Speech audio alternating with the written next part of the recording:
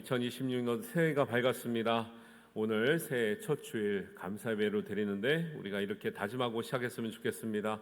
한번 주먹을 불끈 주시고 우리 한번 같이 합니다. 주가 이루십니다. 주가 이루십니다. 할렐루야.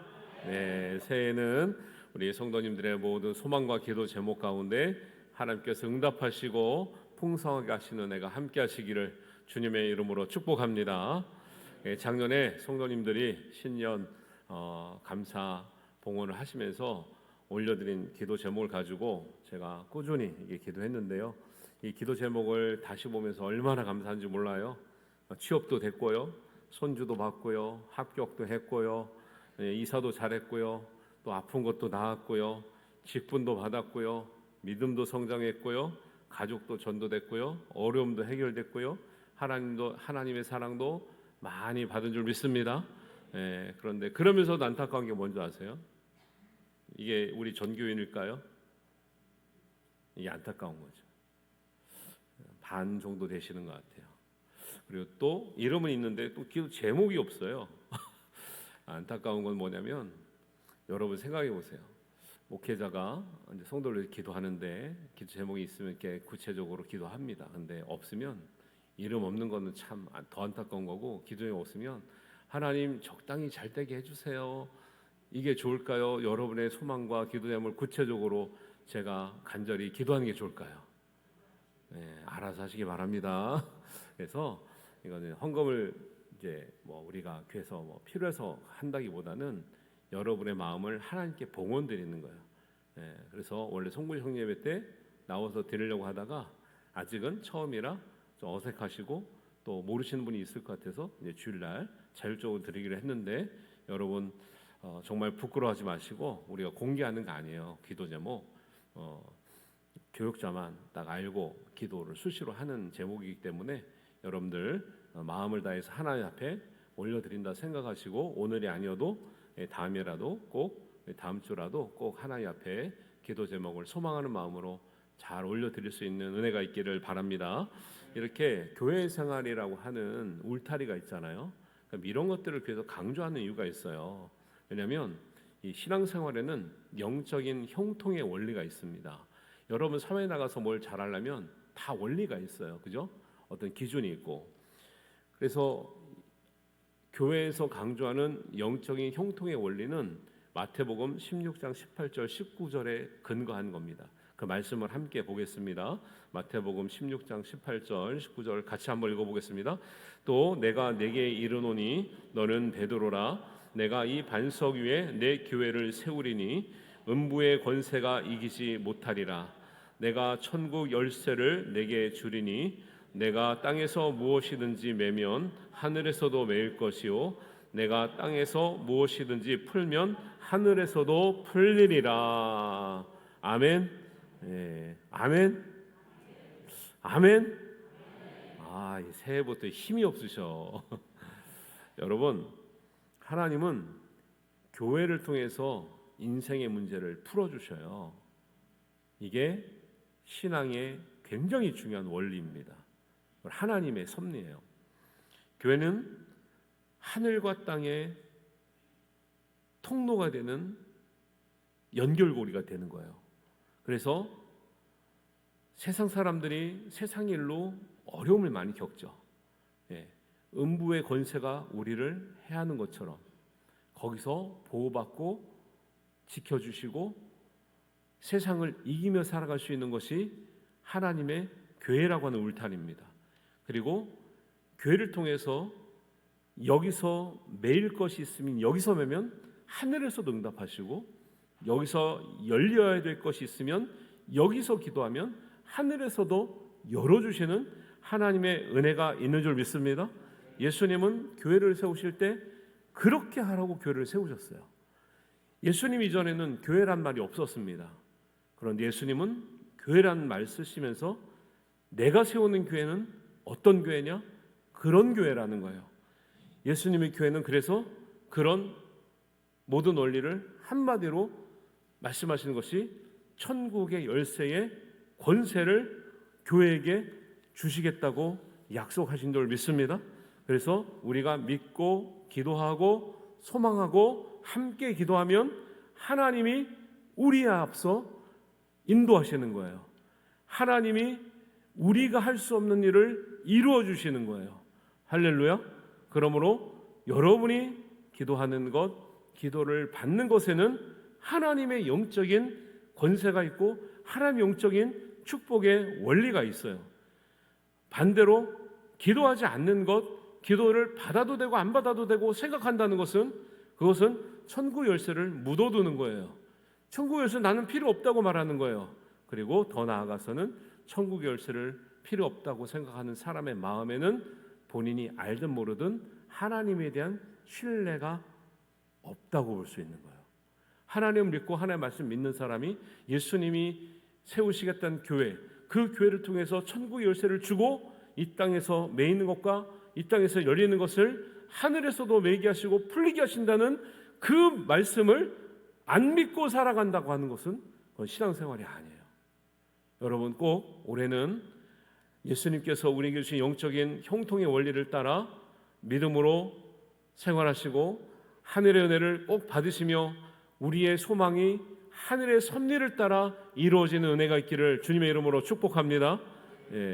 제가 안타깝게 생각하는 것은 우리 성도님들이 교회 신앙생활을 오래 하셨는데 성경대로 믿지를 않는다는 거예요. 성경에는 분명히 이렇게 나오는데 권면을 하면 안 해요. 안타깝죠. 여러분 교회 생활 가운데 하나님의 영적인 축복의 원리를 통해서 형통하시고 어려움을 이겨내시고 하나님께서 인도하시고 풍성하게 주신 은혜를 맛보아 알며 나누며 섬기며 살 수 있는 복된 인생 되기를 바랍니다. 교회를 구약시대로 올라가면 근원이 어디냐면 성전입니다. 성전의 근원으로 올라가면 성막이에요. 성막의 근원으로 올라가면 법궤입니다. 법궤의 근원 올라가면 그 안에 들어있는 십계명이에요. 십계명의 근원을 따라가면 태초에 말씀하신 하나님의 말씀이에요. 다시 거꾸로 오면 교회는 하나님의 말씀이에요. 그래서 교회에서는 교회 중심, 하나님 말씀 중심으로 생활해야 우리의 삶이 복되다고 말씀하고 있는 것입니다. 여러분 하나님 말씀이 주님의 교회가 우리의 믿음의 근거가 되고 중심이 될 수 있게 되기를 바랍니다. 그래서 성경은 시대와 상황은 다른데 항상 동일한 원리를 말씀하고 있는 거죠. 구약시대에는 구약시대에 맞게 또 예수님 시대는 예수님 시대에 맞게 장차 올 다음 세대에게는 다음 시대에 맞게 말씀하시는데 그 원리가 동일합니다. 그래서 오늘 본문은 이렇게 말씀하고 있죠. 데살로니가 전서 5장 24절입니다. 우리 함께 읽어보겠습니다. 너희를 부르시는 이는 미쁘시니 그가 또한 이루시리라. 할렐루야. 하나님은 반드시 하나님을 믿고 따른 사람들에게 우리는 인간적으로 바라는 소망이 있지만 하나님께서는 하나님의 기뻐하신 뜻을 위해서 반드시 그 소망을 이루어 주신다고 말씀하셨으니 우리도 그 소망을 이루는 사람들이 되기를 바랍니다. 미쁘다는 말을요 어떤 분들이 이쁘다고 생각을 해요. 아니요, 미쁘다는 말은 믿을 수 있고 신뢰할 수 있고 영원히 변치 않으시는 하나님이심을 말하는 거예요. 이 미쁘다는 말은요 사람은 하나님을 때로는 배신도 하고요 떠나기도 합니다. 그러나 하나님은 우리를 떠나시지 않는 줄 믿습니다. 하나님 우리를 배신하지 않는 줄 믿습니다. 하나님 우리를 실망하지 않게 하시는 줄 믿습니다. 우리가 변하는 거예요. 여러분 신앙이 변할 때는 하나님 변하는 게 아니에요. 우리가 변하는 거죠. 그래서 미쁘신 하나님은 변함이 없으셔요. 그 하나님은 결국 하나님의 사람들에게 은혜를 베풀어 줬는데 하나님의 사람이라는 그 사람이 어떤 사람이냐가 중요해요. 그래서 23절에 말씀하고 있습니다. 23절 말씀 한번 보고요. 우리 함께 읽겠습니다. 시작. 평강의 하나님이 친히 너희를 온전히 거룩하게 하시고 또 너희의 온 영과 혼과 몸이 우리 예수 그리스도께서 강림하실 때에 흠없게 보존되기를 원하노라. 할렐루야. 여러분 이 말씀이 성경 말씀은 그냥 스쳐 지나가게 읽으시면 안 돼요. 자, 거룩한 사람에게 하나님께서 함께 하셔요. 근데 성경에 뭐가 강조되어 있죠? 온전히 거룩하게 하시고. 여러분 그냥 믿는 사람이 있습니다. 근데 온전히 믿는 사람이 있어요. 교회 다니는 사람이 있습니다. 온전히 교회 다니는 사람이 있어요. 학생이 있습니다. 학교 다니는 학생이 있어요. 온전히 학교 다니는 사람이 있고, 모범 학생도 있고 불량 학생도 있어요. 여러분 거룩하시되 온전히 거룩하시기를 주님의 이름으로 축복합니다. 그리고 같은 맥락에서 한 번 더 강조하는 게 뭐냐면 너희의 온 영과 혼과 몸이, 혼은 마음과 정신을 말해요. 영은 영적인 걸 말하고 몸은 또 우리의 신체를 말하죠. 그러면 온전히 거룩한 사람은 누구냐? 어떤 사람을 말하는 거냐? 어떤 사람은 그래요. 영은 거룩한데 내 몸은 연약하다 그래요. 그 말이 안 되는 소리 하고 있는 거예요. 성경에서는 그런 거를 온전하다고 얘기하지 않아요. 그를 바람직한 믿음이라고 얘기하지 않습니다. 믿음이 온전하면 반드시 영과 혼과 몸은 하나이기 때문에 우리 몸에서 마음과 영을 분리할 수 있나요? 몸과 영혼을 분리할 수 있나요? 분리되는 날은 죽는 날이에요. 그런데 어찌 신앙생활을 영 따로 혼 따로 몸 따로 할 수 있냐는 거예요. 그러니까 우리는 듣기는 들었지만 다 우리 식대로 믿는 거예요. 성경대로 믿질 않아요. 성경대로 믿지 않는 사람이 하나님 역사할 일이 없는다는 거예요. 여러분 성경대로 믿어서 하나님께서 이루시는 은혜를 받으시기를 주님의 이름으로 축원합니다. 이 목회자의 간절한 소망을 가지고 새해 아침에 말씀드리는 거예요. 간절한 소망을 이루는 성도들이 많아요. 제가 이걸 보면은 얼마나 많은 성도들이 은혜 받는가 정말 감사해요. 근데 기도 받을 필요도 없고 이유도 모르시는 분들이 더 많아요. 사실은 안타깝죠. 하나님의 은혜와 축복, 응답과 형통을 이루시기 전에 하나님이 준비하시는 게 있어요. 뭐냐면 온전한 사람을 준비하셔요. 이게 중요합니다.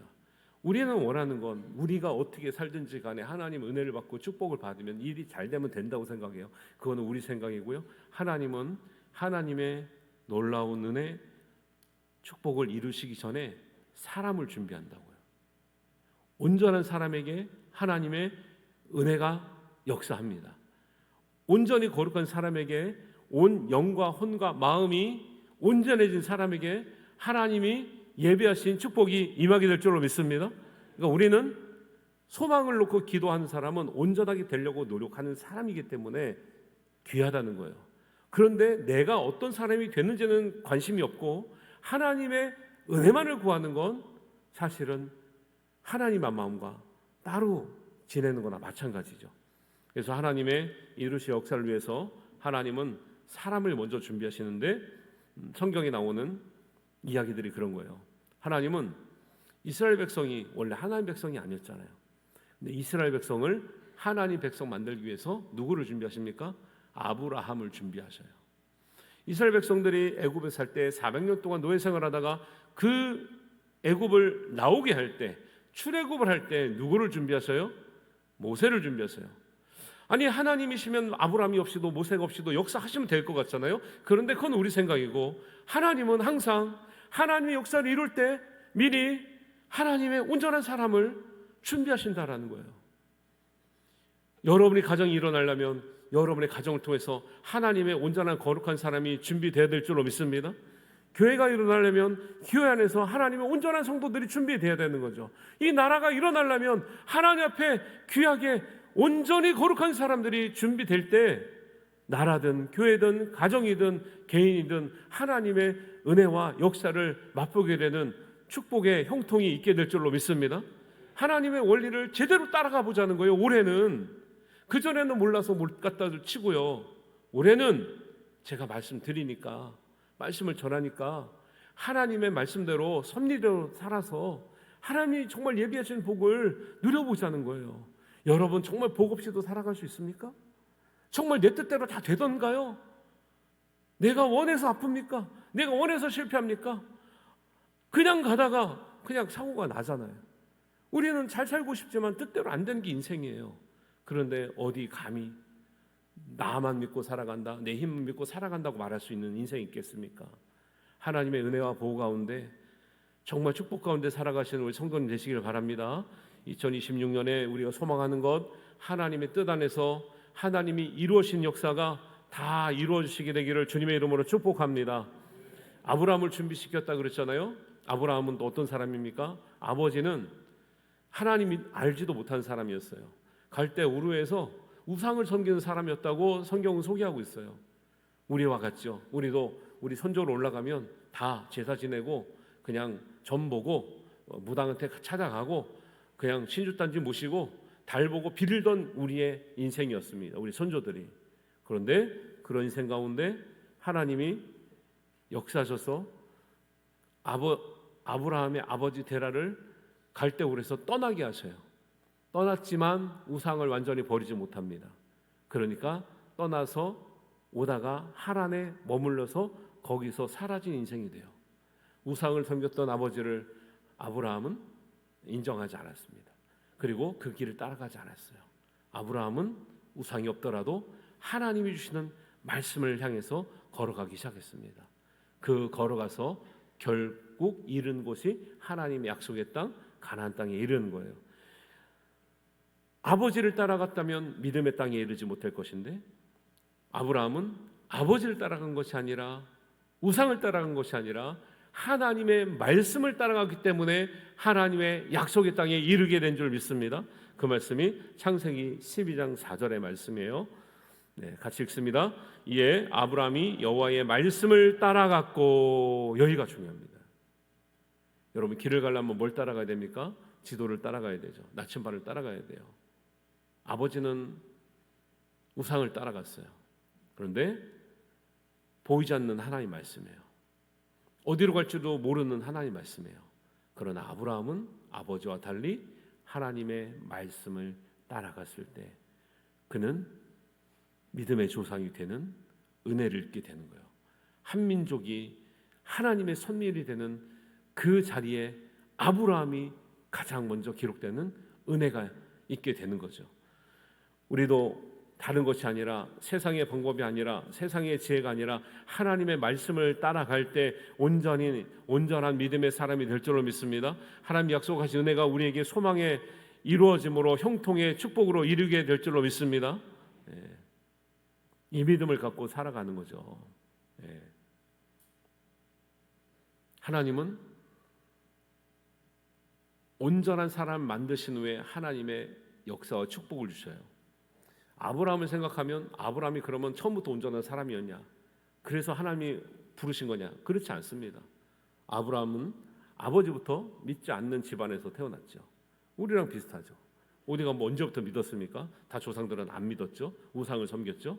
그리고 하나님 말씀을 따라왔지만 막상 가나안에 와 보니까 자기를 위협하는 많은 족속들이 있어요. 그래서 그 족속들은 힘없는 사람들의 아내를 취하는 그런 관습이 있어서 아내를 달라고 하니까 아내라고 하면은 죽을까 봐 자기 아내를 누이라고 한 번도 아니고 두 번이나 이렇게 비겁하게 변명했던 아브라함이에요. 온전치가 않은 거죠. 그런데 중요한 것은 온전치 않은 아브라함을 하나님은 온전하게 만드신다는. 제가 온전해서 목사가 된 게 아니에요. 온전하지 않은 사람을 온전하게 만드시면서 하나님은 하나님의 일을 하게 하시는 거예요. 여러분이 평신도라도 상관이 없어요. 온전하지 못한 사람으로 하나님을 만났습니다. 믿었습니다. 여러분이 온전해질수록 하나님께서 주시는 은혜가 커가져 가는 줄 믿습니다. 여러분이 온전해질수록 하나님 주시는 약속의 말씀이 성취되는 은혜가 있을 줄로 믿습니다. 하나님은 사람을 온전하게 만드시는 것이 하나님의 소망이에요. 그래서 아브라함은 75세 때 하나님이 부르셨지만 믿음도 있었고 하나님의 약속을 따라 이삭도 낳았고 그랬지만 결국 하나님이 진짜 아브라함 믿음을 온전하다고 인정하실 때는 40년 후가 되는 거예요.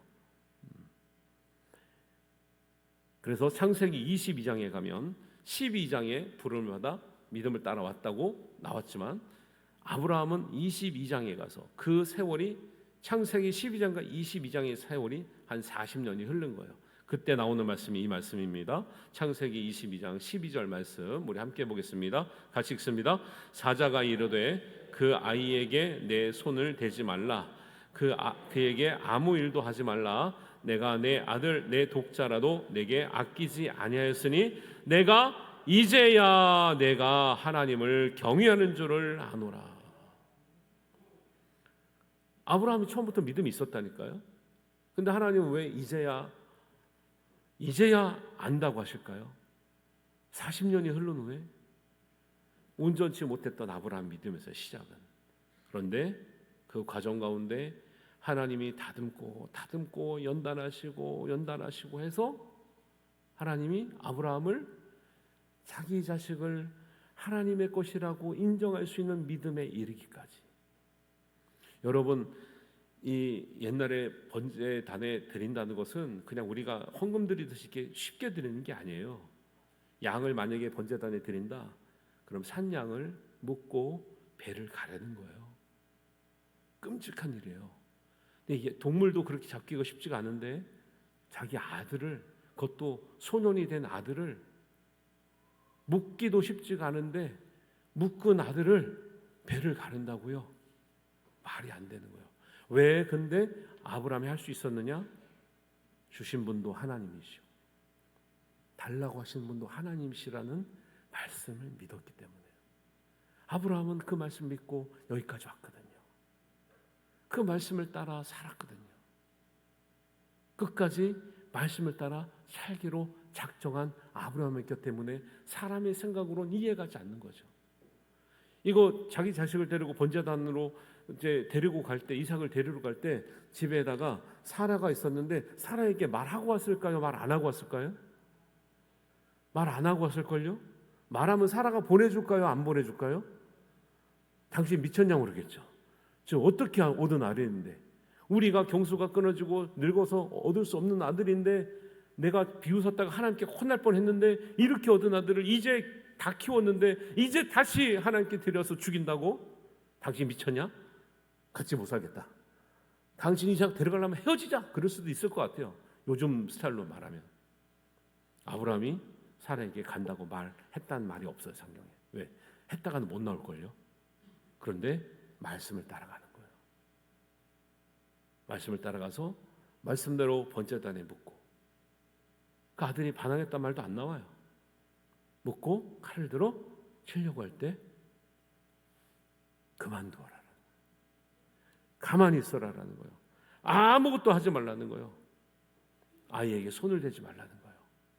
그 마음만 가지고도 네가 말씀만을 온전히 순종하고 따라갔던 그 마음을 내가 알았으니 이제 됐다라는 거예요.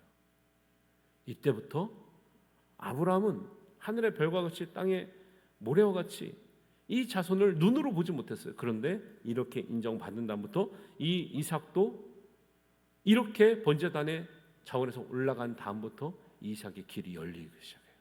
그래서 말씀을 보면 그 뒤에 나오는 말씀이 뭐냐면 이삭이 100배나 거두었던 은혜, 이삭이 갑부가 되어서 돌아왔던 은혜를 얘기하고 있어요. 그거는 꼭 물질적인 축복을 말하는 게 아니에요. 하나님 앞에 온전히 바쳐진 말씀을 따라간 순종한 아브라함의 가문이 어떻게 일어나는가를 하나님은 보여주시고 있다는 거죠. 여러분, 거룩한데 그냥 적당히 거룩하면 안 돼요. 온전히 거룩하시기를 주님의 이름으로 축복합니다. 영은 거룩하고 몸은 안 거룩하고 혼은 안 거룩하고 영은 거룩하고 이런 거 생각하시면 안 돼요.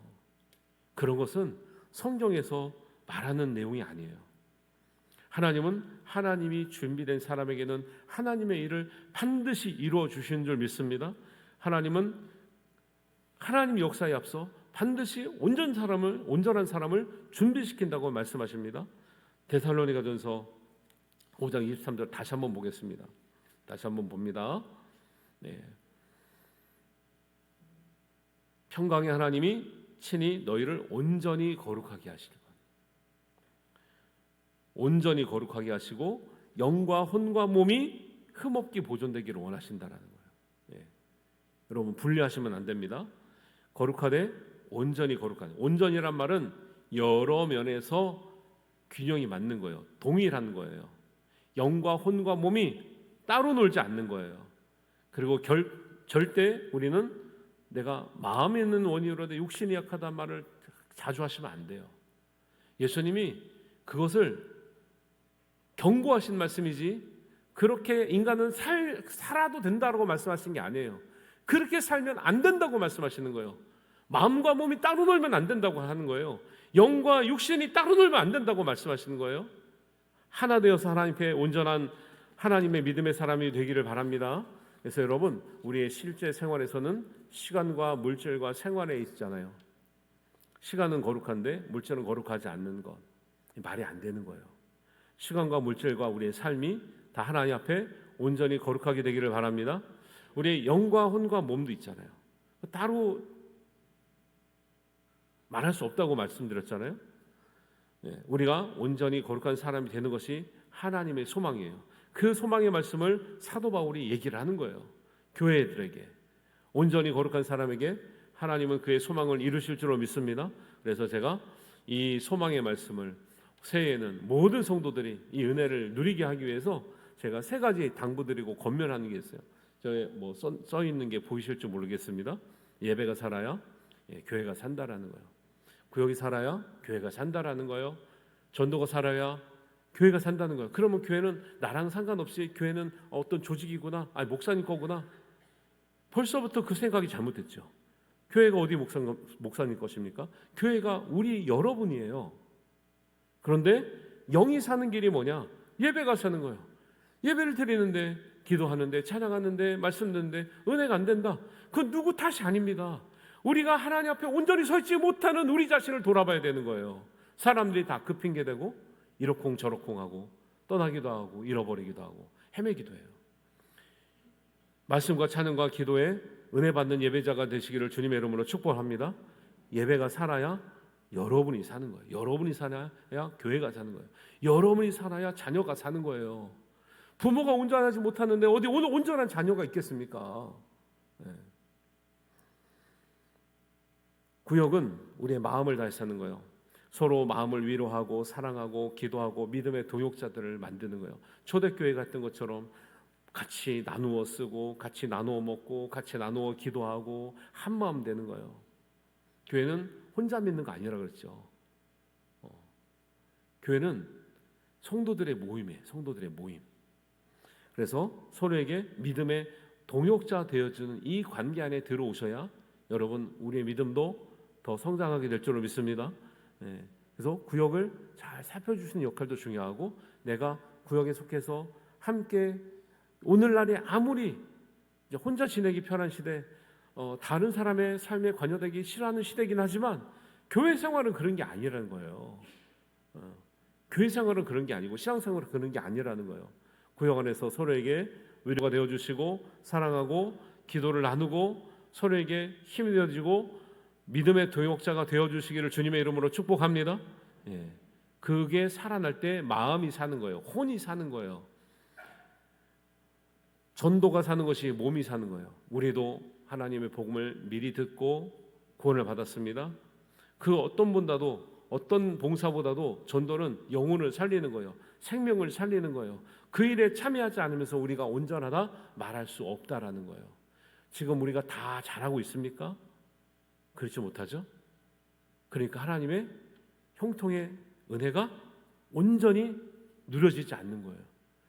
우리의 온 영과 혼과 몸이 하나님의 온전한 삶으로 우리가 변화되고 온전해지고 성장되어지면 하나님께서 우리가 구하지 않는 것도 하나님께서 예비하시는 줄 믿습니다. 그래서 마태복음 6장 33절에는 그렇게 하죠. 너희가 먼저 그의 나라와 의를 구하라라는 거예요. 그게 뭔데요? 이런 것들입니다. 사람들은 알지만 안 해요. 그의 나라와 그의 의를 먼저 구하라. 그래야면 이 모든 것을 너에게 더하신다고 그랬는데 사람들은 의와 하나님 나라를 구하지 않습니다. 그리고 더하여 달라고만 합니다. 더하여질까요? 안 더하여질까요? 벌써 답이 나오잖아요. 우리가 중요한 것은 교회를 다니는데 성경대로 살지 않는다라는 거예요. 하나님의 말씀을 따라 살지 않는다라는 거예요. 그러면서 성경에 나오는 모든 축복은 받기를 원한다라는 거예요. 여러분이 하나님이었으면 어떻게 생각하시겠습니까? 온전하다고 생각하시겠습니까? 소망은 2026년 한 해는 제가 이 기도 제목을 1년 놓고 기도해보니까 그래요. 정말 기도를 받고 기도를 해야 될 가정도 있는데 기도 제목이 없는 거죠. 이름이 없는 거죠.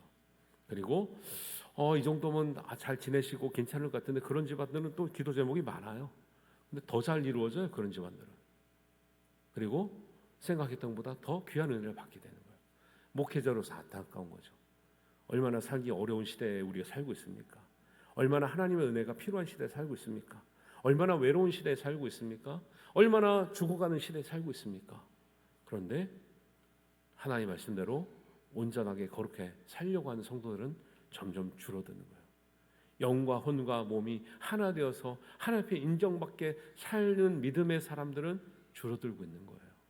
오늘날도 여전히 살아계시고 미쁘신 하나님은 우리가 온전한 믿음으로 살아가게 될 때, 하나님 말씀을 따라서 우리가 살다고 결단하게 될 때 우리의 부족함을 채우실 줄로 믿습니다. 그리고 하나님께서 약속하신 은혜의 말씀이 내 힘과 능으로 이루는 것이 아니라 하나님의 말씀과 성령의 능력으로, 예수님의 말씀으로 우리 삶에 이루어지는 은혜가 있게 될 줄로 믿습니다.